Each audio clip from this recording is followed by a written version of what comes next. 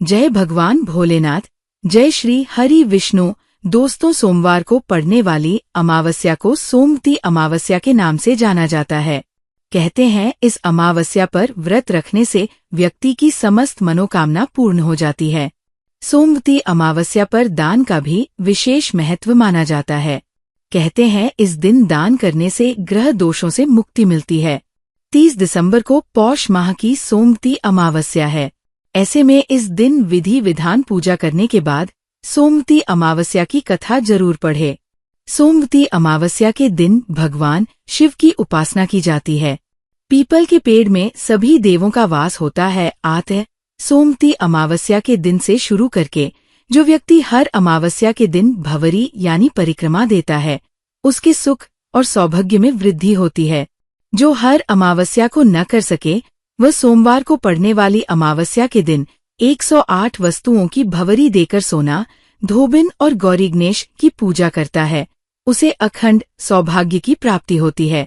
ऐसी मान्यता है कि जो व्यक्ति सोमवती अमावस्या की व्रत रखता है, उसकी सभी मनोकामनाएं पूरी होती है, साथ ही अखंड सौभाग्य की प्राप्ति होती है। इस दिन सोमवती अमावस्या की कथा का पाठ भी जरूर करना चाहिए। सोमवती अमावस्या की कथा। एक गरीब ब्राह्मण परिवार था। उस परिवार में पति पत्नी के अलावा एक पुत्री भी थी। वह पुत्री धीरे धीरे बड़ी होने लगी। उस पुत्री में समय और बढ़ती उम्र के साथ सभी स्त्रियोचित गुणों का विकास हो रहा था। वह लड़की सुंदर, संस्कारवान एवं गुणवान थी, किंतु गरीब होने के कारण उसका विवाह नहीं हो पा रहा था। एक दिन उस ब्राह्मण के घर एक साधु महाराज पधारे। वो उस कन्या के सेवाभाव से काफी प्रसन्न हुए। कन्या को लंबी आयु का आशीर्वाद देते हुए साधु ने कहा कि इस कन्या के हथेली में विवाह योग्य रेखा नहीं है। तब ब्राह्मण दंपति ने साधु से उपाय पूछा कि कन्या ऐसा क्या करें कि उसके हाथ में विवाह योग बन जाए। साधु ने कुछ देर विचार करने के बाद अपनी अंतर्दृष्टि से ध्यान करके बताया कि कुछ दूरी पर एक गांव में सोना नाम की धोबिन जाति की एक महिला अपने बेटे और बहू के साथ रहती है, जो बहुत ही आचार विचार और संस्कार संपन्न तथा पतिपरायण है। यदि ये कन्या उसकी सेवा करे और वह महिला इसकी शादी में अपने मांग का सिंदूर लगा दें, उसके बाद इस कन्या का विवाह हो तो इस कन्या का वैधव्य योग मिल सकता है। साधु ने यह भी बताया कि वह महिला कहीं आती जाती नहीं है। ये बात सुनकर ब्राह्मणी ने अपनी बेटी से धोबिन की सेवा करने की बात कही।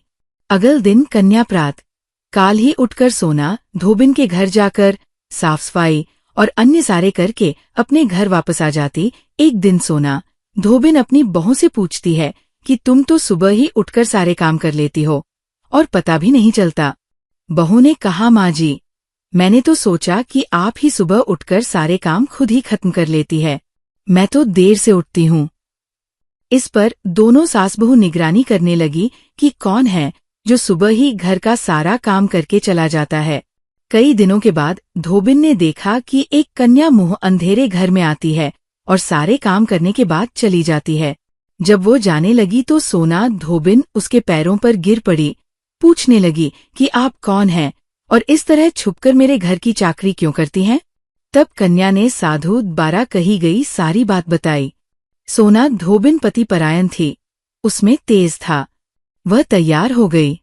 सोना, धोबिन के पति थोड़ा अस्वस्थ थे। उसने अपनी बहू से अपने लौट आने तक घर पर ही रहने को कहा। सोना, धोबिन ने जैसे ही अपने मांग का सिंदूर उस कन्या की मांग में लगाया, उसका पति मर गया। उसे इस बात का पता चल गया। वो घर से निराजल ही चली थी।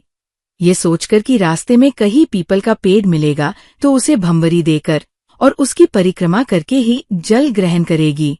उस दिन सोमवती अमावस्या थी। ब्राह्मण के घर मिले पुए क्वान की जगह उसने ईंट के टुकड़ों से 108 बार भंवरी देकर 108 बार पीपल के पेड़ की परिक्रमा की और उसके बाद जल ग्रहण किया। ऐसा करते ही उसके पति के मुर्दा शरीर में वापस जान आ गई। धोबिन का पति वापस जीवित हो उठा। इसीलिए सोमवती अमावस्या के दिन से शुरू करके जो व्यक्ति हर अमावस्या के दिन भंवरी देता है, उसके सुख और सौभाग्य में वृद्धि होती है। पीपल के पेड़ में सभी देवों का वास होता है। जो व्यक्ति हर अमावस्या को न कर सके, वह सोमवार को पड़ने वाली अमावस्या के दिन 108 वस्तुओं की भंवरी देकर सोना, धोबिन और गौरी गणेश का पूजन करता है। उसे अखंड सौभाग्य की प्राप्ति होती है। ऐसी प्रचलित परंपरा है कि पहली सोमवती अमावस्या के दिन धान, पान, हल्दी, सिंदूर और सुपारी की भंवरी दी जाती है। उसके बाद की सोमवती अमावस्या को अपने सामर्थ्य के हिसाब से फल, मिठाई, सुहाग सामग्री, खाने की सामग्री इत्यादि की भंवरी दी जाती है और फिर भंवरी पर चढ़ाया गया सामान किसी सुपात्र ब्राह्मण, ननंद या भांजे को दिया जा सकता है। अन्य कथा। पौराणिक कथाओं के अनुसार प्राचीन काल में एक प्रतापी राजा थे। उनका एक बेटा और एक बहू थे। एक दिन बहू ने चोरी से मिठाई खा ली और नाम चूहे का लगा दिया, जिसकी वजह से चूहे को बहुत गुस्सा आ गया। उसने मन ही मन निश्चय किया कि चोर को राजा के सामने लेकर आऊंगा। एक दिन राजा के यहाँ कुछ मेहमान आए हुए थे। सभी मेहमान राजा के कमरे में सोए हुए थे। बदले की आग में जल रहे चूहे ने रानी की साड़ी ले जाकर उस कमरे में रख दी। जब सुबह मेहमानों की आंखें खुली और उन्होंने रानी का कपड़ा देखा तो हैरान रह गए। जब राजा को इस बात का पता चला तो उन्होंने अपनी बहू को महल से निकाल दिया। रानी रोज शाम में दिया जलाती और ज्वार उगाने का काम करती थी। रानी रोज पूजा करती, गुड़धानी का प्रसाद बांटती थी। एक दिन राजा उस रास्ते से निकल रहे थे तो उनकी नजर उन दियों पर पड़ी। राजमहल लौटकर राजा ने सैनिकों को जंगल भेजा और कहा कि देखकर आओ वहां क्या चमत्कारी चीज थी। सैनिक जंगल में उस पीपल के पेड़ के नीचे गए। उन्होंने वहां देखा कि दिए आपस में बात कर रहे थे। सभी अपनी अपनी कहानी बता रहे थे। तभी एक शांत से दिए से सभी ने सवाल किया कि तुम भी अपनी कहानी बताओ। दिए ने बताया वह रानी का दिया है। उसने आगे बताया कि रानी की मिठाई चोरी करने की वजह से चूहे ने रानी की साड़ी मेहमानों के कमरे में रख दी और बेकसूर रानी को सजा मिल गई।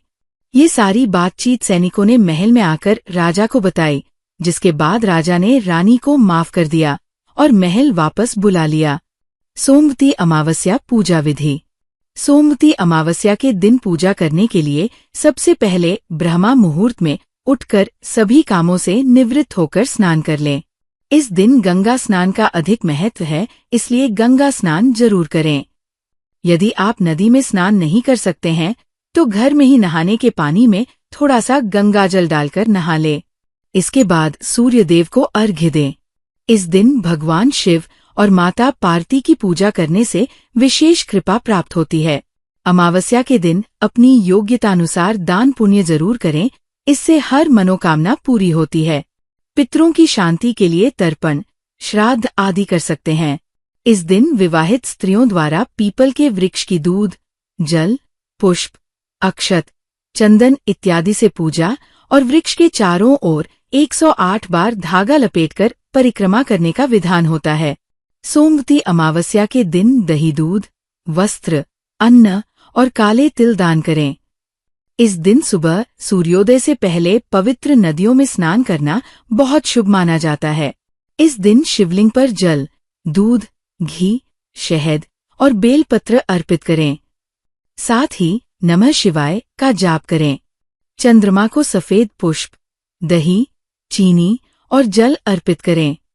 इस दिन विशेष रूप से महामृत्युंजय मंत्र का जाप करने से जीवन की परेशानियां कम होती है। कहते हैं कि इस दौरान देवी गंगा की पूजा और गंगा स्नान अवश्य करना चाहिए। इससे सभी पापों का नाश होता है। इस दिन चंद्रदेव की प्रतिमा की पूजा करें। चंद्रदेव की प्रतिमा न हो तो शिवलिंग पर स्थापित चंद्र की पूजा कर सकते हैं। चंद्रदेव का दूध से अभिषेक करना चाहिए। तो दोस्तों, आज के लिए इतना ही। वीडियो पसंद आया हो तो वीडियो को लाइक करें और चैनल को सब्सक्राइब करें व कमेंट में जय श्री विष्णु लिखना न भूले। जय भगवान भोलेनाथ।